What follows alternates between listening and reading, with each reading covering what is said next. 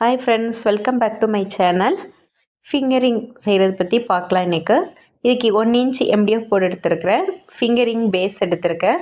Lakshmi coins 8K ஐ shape உண்டன் எடுத்திருக்கேன். அவ்வளோதான்.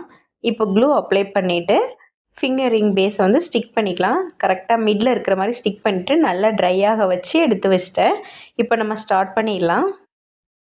இதுக்கு ஸ்மால் சைஸ் லக்ஷ்மி காயின்ஸ் எடுத்திருக்கேன். இப்போ க்ளூ அப்ளை பண்ணிடுறேன். க்ளூ வந்து B7000 க்ளூ எடுத்திருக்கேன். ஒவ்வொரு காயின்ஸாக எடுத்து இந்த மாதிரி நான் ஸ்டிக் பண்ணிக்கிறேன். 2 காயின்ஸ்க்கு இடையில வந்து கேப் இருக்கக்கூடாது. கேப் இல்லாமல் கரெக்டாக பொசிஷனில் இருக்கிற மாதிரி ஒவ்வொரு காயின்ஸையும் நான் இந்த மாதிரி ஸ்டிக் பண்ணிக்கிறேன்.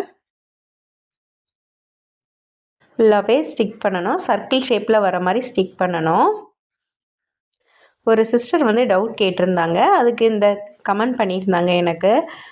ஸ்டோன்ஸ்லாம் அவங்க வந்து கிளிப்பில் வந்து ஸ்டோன்ஸ்லாம் கீழே ஹேரில் மாட்டும் போது கீழே விழுந்துருது, என்ன பண்ணேன்னு கேட்டிருந்தாங்க. அது ஸ்டோன்ஸு ஸ்டிக் பண்ணும்போது பர்ஃபெக்டாக நல்லா அந்த பேஸில் வந்து க்ளூ நம்ம நல்லா அப்ளை பண்ணிட்டா கண்டிப்பாக கீழே வந்து ஸ்டோன்ஸ் வந்து விழவே விழாது. இப்போ மிடில் வந்து க்ளூ அப்ளை பண்ணிடுறேன். நான் வந்து அதுக்கு தான் ஒவ்வொரு வீடியோலையும் சின்ன சின்ன டிப்ஸு சொல்லுவேன். அதை நல்லா கவனிச்சிங்கன்னா உங்களுக்கு தெரியும். க்ளூ வந்து நல்லா அப்ளை பண்ணிவிட்டு இப்போ வந்து இது நேவி ப்ளூ எடுத்திருக்கேன். ஸ்டோன்ஸ் வந்து ஐ ஷேப். இது வந்து மிடில் வந்து ஃப்ளவர் ஷேப் வர்ற மாதிரி நான் ஸ்டிக் பண்ணிக்கிறேன்.